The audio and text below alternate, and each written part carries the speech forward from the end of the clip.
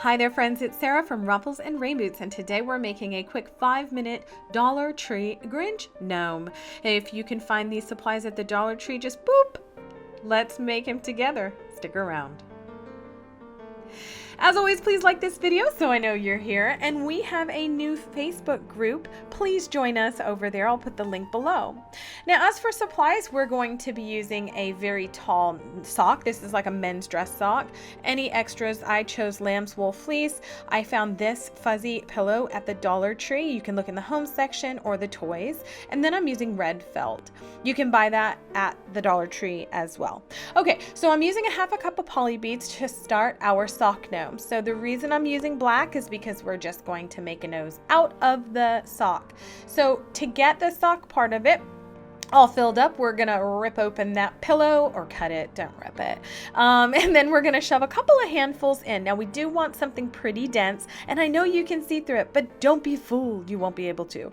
After you figure out your height, and that's 100% your choice, we're gonna tie it off, and then we're going to put the dress sock around 2 times. So you can see it, there's once, and then we pull it tight over that top piece, and then we flip it over again. See that? It's very nice. It needs a lint brushing. It's so bad. Oh, I did lint brush that on camera. Look at me go.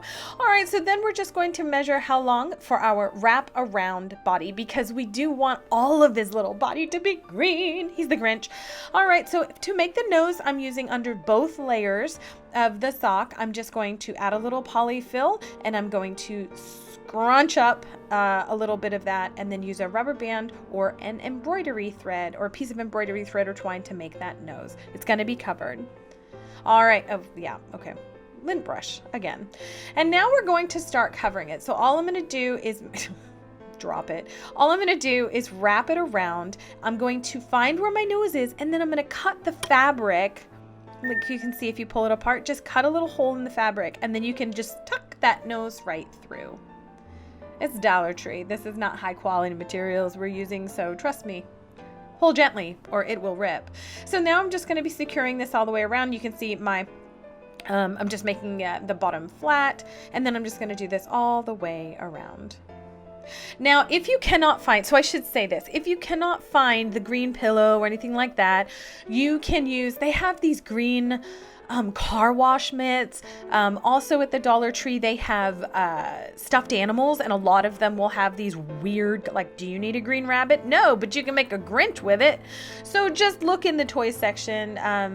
I find some pretty cool stuff over there. Okay, so now I'm just going to make sure I get this all on and cut off any of the excess. Save that, because I'm sure I'm going to use it later. I don't know for what yet, but eventually. Okay, so now for the top, we're just going to make sure we fold it over. So we secure the top piece and then just fold this over, and looky, here comes Cookie. Very similar to our Max gnome that we made here on the channel, if you'd like to make this little Grinch guy a partner. Okay, so I'm using a piece of the felt, a red felt. Now the square, or the felt, comes in different sizes from the Dollar Tree. This is just what I had, but they do have red and green felt this time of year. And because all of our sock gnomes are different, it's hard to make a pattern. So I'm showing you how to make your very own hat. It's a slouchy hat. It's super easy. You're going to figure out the width plus a little bit for seam allowance, and you're going to cut a square. So here you go. Here's your square. And then kind of square it off, try to square it off a little bit. And then you see mine is not squared off. So there we go. We got to make sure that it's squared off enough that it's even. And so you're going to start from the base about 2 inches up. That'll give us a nice little start. And then you're just going to cut a triangle piece all the way to that tippy top edge. And then I am going to trim up my messes, because this is real time, guys. This is me messing up. I mess up a lot. Yesterday I made a standing sock gnome, which I hope to share with you soon, and I burned my finger so bad I had to stop. Ouch. So be careful when you're securing this edge.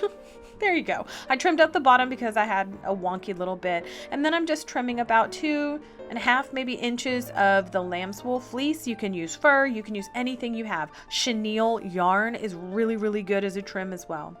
And I just measured how the width I kind of estimated. And then the first thing I did was I glued down the bottom first, because I figure it's easy. So you're just going to roll it over. Isn't that easy? That's how I roll. Oh, that was a pun. Haha. Okay. Anyway, so we're just going to cut off the excess, make sure we glue down these two little back pieces here, and then I'm going to secure the top pieces. There you go, all the way around. There we go. Okay, flip the top back. There we go. And so I'm going to make a little pom-pom out of that same material, but you can use a regular pom-pom. If you're new here, a pom-pom is literally just a square of fabric folded in on itself, rubbed in between your fingers, and stuck on the end of a gnome hat. Ooh, I'm feisty today, friends. I don't know why. Maybe it's the burn on my finger. All right, so we're going to put our little gnome hat on, and I always secure the nose down first because I think that's such a feature of the gnomies. And then we're just going to turn him over, flip him, and you don't have to worry if the hat flips up because it's felt. You're just going to secure the back. I would secure the back in a couple of places just because felt isn't as pliable as fabric, especially the less expensive felt that I'm using. All right, so look and see how I folded it over there. I folded it down to the side and tucked the back under to produce this kind of look. And you're done. This is it. What do you think about this gnome? Let me know in the comments below. Please join our Facebook group. And as always, thank you for being here. Please like and subscribe to Ruffles and Rain Boots for more crafty fun.